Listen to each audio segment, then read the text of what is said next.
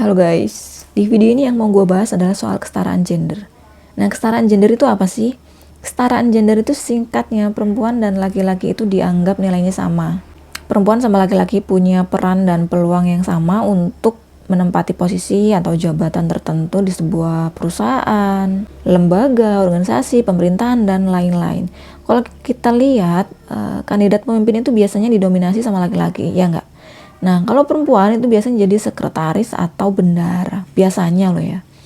Jarang perempuan itu condong ke arah jadi penguasa atau pimpinan. Nah, contohnya di rumah deh. Perempuan itu kalau di rumah biasanya ngurus keuangan sama ngurus rumah tangganya. Untuk hal satu itu memang kalau dalam urusan rumah tangga si laki-lakinya yang harus jadi pemimpin.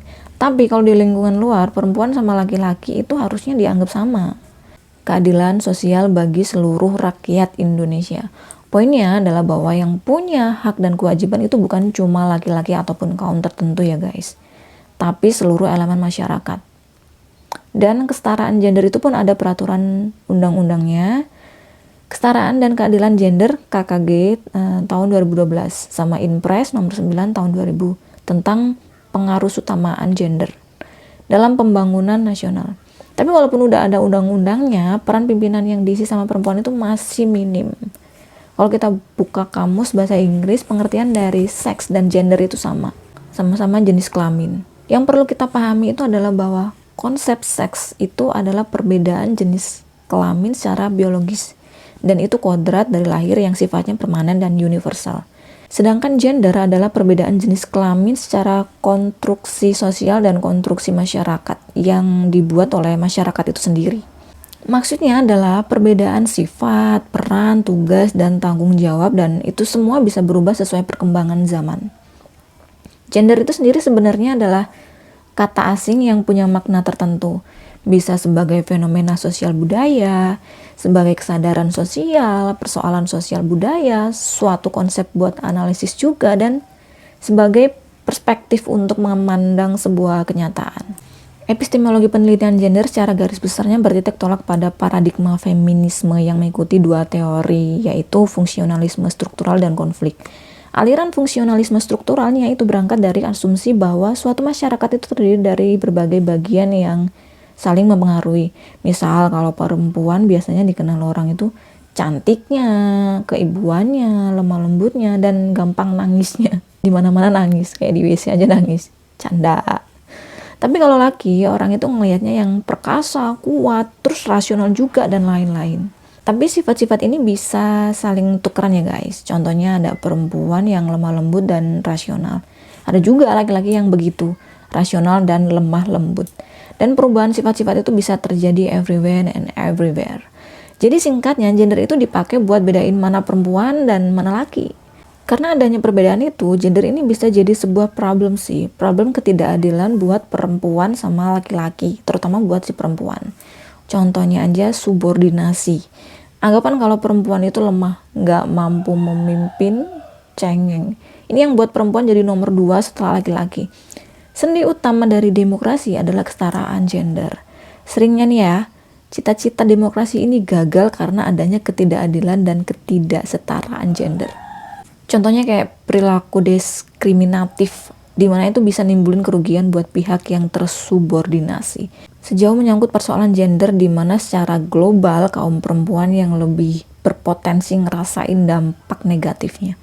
Upaya buat ngurangin ketidaksetaraan gender itu pun sebenarnya udah dilakuin. Raden Ajeng Kartini, si pelopor emansipasi perempuan Indonesia, perjuangannya udah dimulai jauh banget sebelum Indonesia merdeka dan baru dapat pengakuan setelah merdeka di pasal 27 Undang-Undang 1945. Tapi di kenyataannya itu belum terrealisasi sepenuhnya.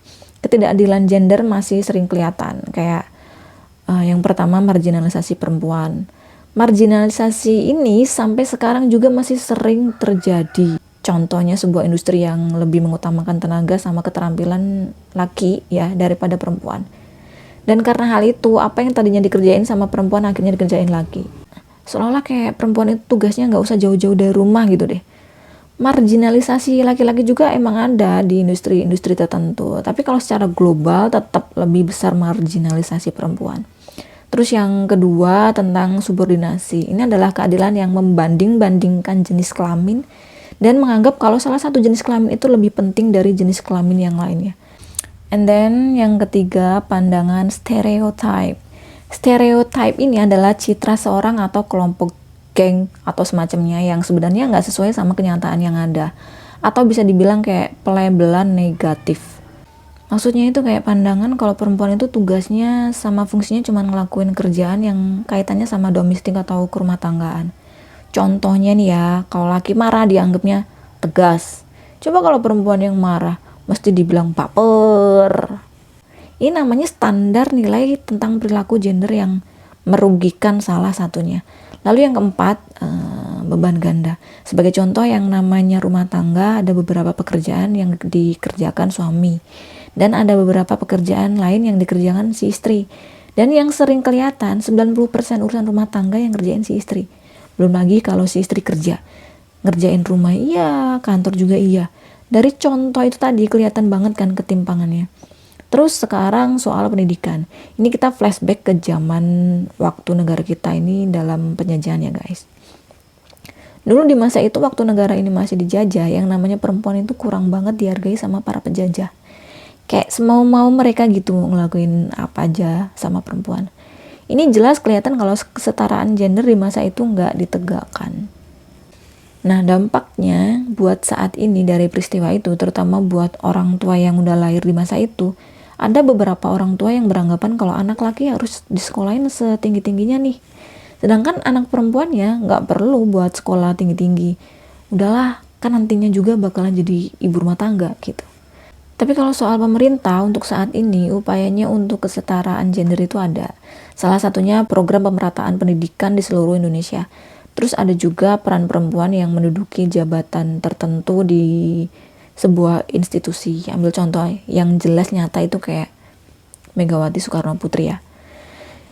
Yang gue bahas ini adalah Jurnal Nasional tahun 2016.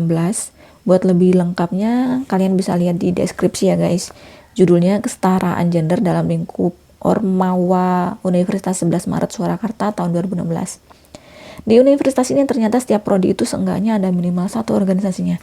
Dan di situ ada ormawa tingkat universitasnya, ormawa tingkat fakultas sama ormawa tingkat prodi. Di setiap tingkatan itu masing-masing ada Dema sama BEM-nya juga. Nah, pada tahun 2016 itu Universitas 11 Maret Surakarta ini ada 10 fakultas, prodinya itu ada 61. Udah jelas HPM-nya ada 61 juga kan. Setelah ditotal ternyata di universitas itu ada 83 organisasi dan yang menduduki posisi pimpinan di setiap organisasi itu adalah laki-laki. Kalau perempuan rata-rata ada di posisi sekretaris sama bendahara. Tapi kalau ketua divisi sama ketua bidang udah ada perempuan yang nempatin itu. Dari situ kelihatan jelas kalau peran perempuan di jabatan terpenting dalam sebuah organisasi itu masih minim ya guys. Dan ternyata emang dari beberapa anggota organisasi itu juga berpendapat kalau laki-laki itu bisa lebih tegas, lebih ada tenaganya, lebih punya people power daripada perempuan.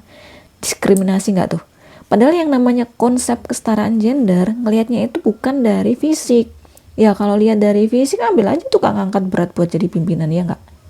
Lihat kompetensinya yang dipunya kayak gimana, kan gitu.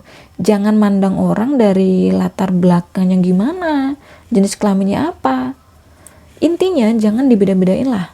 Setiap orang entah laki atau perempuan itu punya hak yang sama. Dan udah jelas di konsep gender mainstreaming sama KKG kesempatan yang sama itu diberikan untuk semua kalangan. Ini yang namanya adil gender. Semoga video ini bisa jadi sebuah pemahaman ya guys untuk kita semua. Sekian video dari gua, semoga video ini bermanfaat. Thank you yang udah mampir dan nonton sampai akhir. Jangan lupa support kalian buat channel ini, subscribe, bantu like dan share video ini juga ya guys. Semoga kita semua selalu sehat dan bahagia. Bye bye.